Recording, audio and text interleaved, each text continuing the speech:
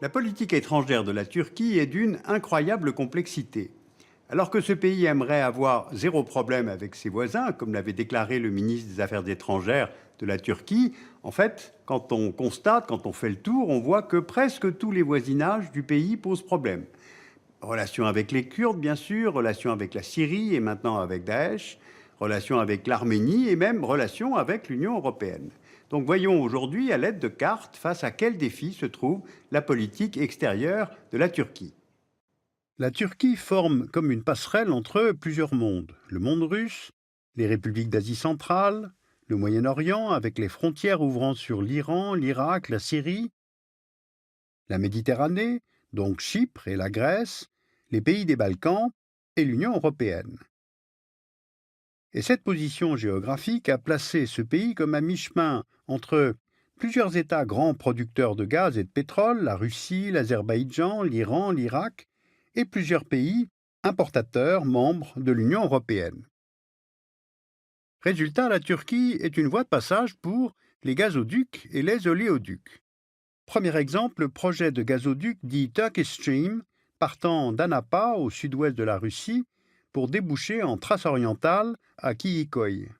L'entreprise russe Gazprom et Botas, l'entreprise nationale turque d'hydrocarbures, estiment que les premières livraisons devraient être pour décembre 2016. Deuxième exemple, le gazoduc BTE qui part de Bakou en Azerbaïdjan, traverse Tbilissi en Géorgie, puis se termine à Erzurum en Turquie. Il doit être relié au Trans-Anatolian Natural Gas Pipeline, le TANAP, dont les travaux ont commencé en 2015, et qui, pour assurer la livraison des hydrocarbures vers l'Europe, sera complété par le Trans-Adriatic Pipeline, le TAP, qui rejoint finalement l'Italie. Donc on imagine à quel point ces réseaux conditionnent une part de la politique extérieure de la Turquie. Maintenant, suivons la vision de la Turquie et regardons plus à l'est vers la Géorgie. Plusieurs signaux montrent la proximité de la Turquie avec la Géorgie. Le commerce turco-géorgien a été multiplié par près de 20 entre 1995 et 2014. Le transit des marchandises passe notamment par le point de frontière de Sarpi, dans la région frontalière de l'Adjari. En matière d'investissement, les aéroports de Tbilissi et Batumi ont été construits par l'entreprise turque TAV. Autre exemple, il existe une voie ferrée partant de Bakou en Azerbaïdjan qui traverse la Géorgie. Et pour s'y connecter, un nouveau tronçon devrait être ouvert à la fin de l'année 2015, reliant Akalkalaki en Géorgie et Kars en Turquie. Or, on voit, cette voie ferrée contourne l'Arménie, car cette géographie commerciale est aussi une traduction du poids de l'histoire. En cette année 2015, on célèbre le centenaire du génocide du peuple arménien par le régime ottoman, donc en 1915. Or, la Turquie ne veut pas reconnaître qu'il y a eu génocide et que celui-ci a conduit à la mort de plus de 1 million d'Arméniens. Un tel refus peut s'expliquer par la dimension historique, la dimension nationale, mais aussi la dimension financière, car une telle reconnaissance conduirait à des compensations. Et du fait de ce déni, du fait de la fermeture de la frontière entre les deux États, les relations avec l'Arménie voisine ne se sont jamais normalisées. Poursuivons maintenant vers le sud-est de la Turquie en regardant l'Iran.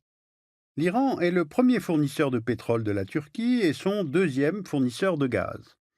Les deux pays ont décidé en 2012 de construire une liaison ferroviaire entre Kars et Jolfa afin de connecter les réseaux ferrés. Et à Bakou, près de la frontière entre les deux pays, le gouvernement iranien investit dans la construction d'une importante zone de libre-échange avec pour objectif de produire des biens manufacturés et de faciliter le transit des marchandises de l'Iran vers le Caucase, vers la Turquie et de là vers l'Europe. Et du fait de l'importance de ces relations économiques, la Turquie a toujours eu une position différente des négociateurs occidentaux sur le dossier crucial du programme nucléaire iranien. Ankara a voté contre les sanctions onusiennes appliquées à l'Iran, puis elle a tenté de jouer les médiateurs, notamment parce qu'une levée des sanctions sur l'Iran entraînerait un accroissement des échanges commerciaux avec la Turquie. Continuons en regardant maintenant les relations avec le voisin irakien. Il faut d'abord avoir cette carte à l'esprit. Les Kurdes sont répartis principalement sur 4 pays: Turquie, Iran, Irak, Syrie. Les Kurdes, rappelons-le, sont la plus grande nation sans État. Ils sont environ 30 millions, dont environ 15 millions en Turquie. Et Ankara a toujours redouté les revendications d'autonomie du peuple kurde présent sur son territoire. Et la création d'une région autonome kurde côté irakien en 2005 a grandement embarrassé le gouvernement turc, craignant un effet contagion sur les Kurdes de Turquie. Or, en fait, il n'en a rien été. Et la Turquie va, dans la foulée, par calcul économique, changer sa politique à l'égard du Kurdistan irakien et y investir massivement.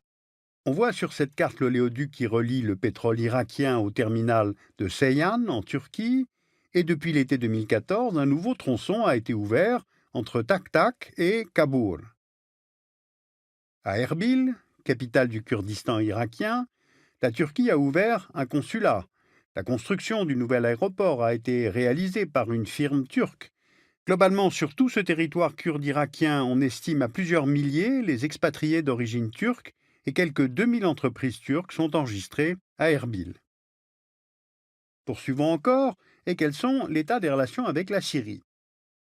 Les deux pays partagent une longue frontière, que l'on voit ici, et la guerre du régime Assad contre une partie des Syriens, débutée en mars 2011, a radicalement changé les relations turco-syriennes. Cette guerre a entraîné la fuite de plusieurs centaines de milliers de Syriens qui ont passé cette frontière pour venir se réfugier en Turquie. En mai 2015, ils étaient environ 1,8 million selon les chiffres du Haut-Commissariat aux réfugiés. Ce pays est donc le premier pays d'accueil de la communauté syrienne. On voit ici les principaux camps de réfugiés sur le territoire turc.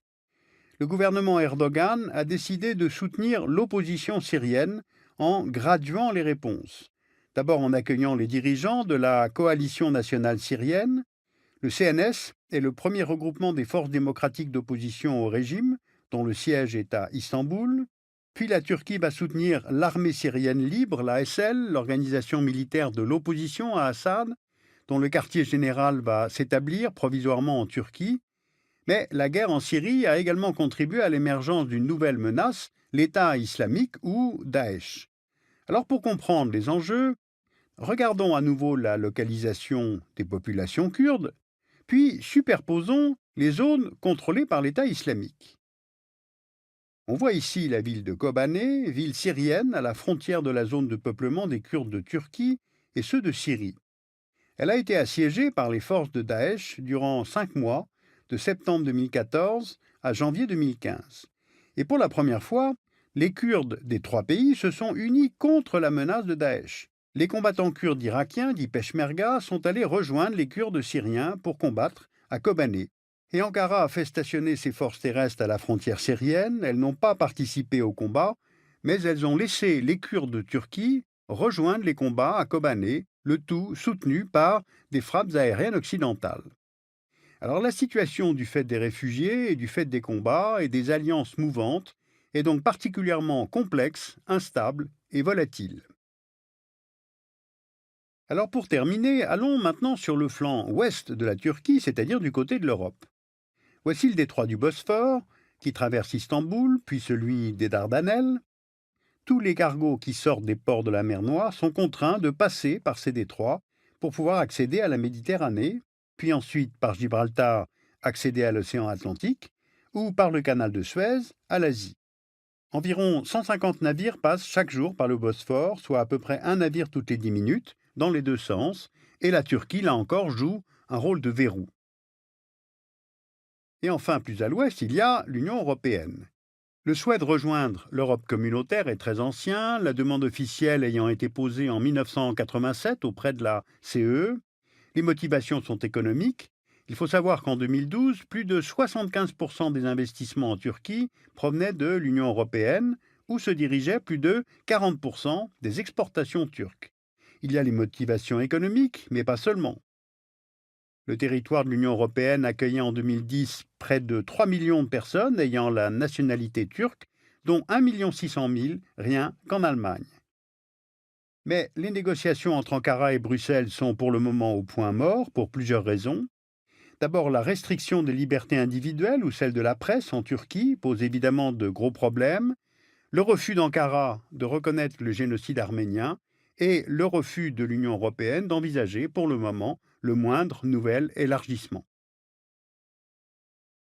Après 2 ans de cessez-le-feu entre le gouvernement turc et le PKK kurde, on assiste donc depuis l'été 2015 à un sacré retour en arrière. Fin des négociations, retour aux fusils, aux canons, aux attentats, et depuis la reprise des opérations militaires contre le PKK, les pourparlers de paix sont rompus entre l'AKP et les mouvements politiques kurdes.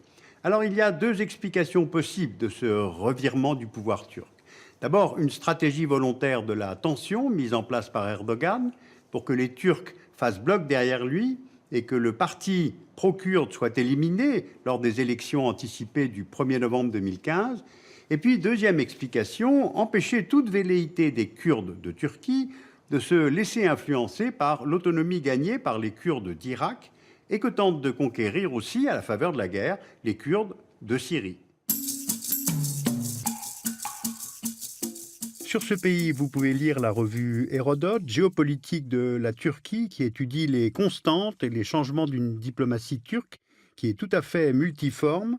Vous pouvez lire la revue du Monde diplomatique, Manière de voir, la Turquie des Ottomans aux islamistes. Et puis ce livre, un ouvrage académique qui réunit des universitaires français et turcs, La Turquie d'une révolution à l'autre, dirigé par Ali Kazantzigil, aux éditions du CERI.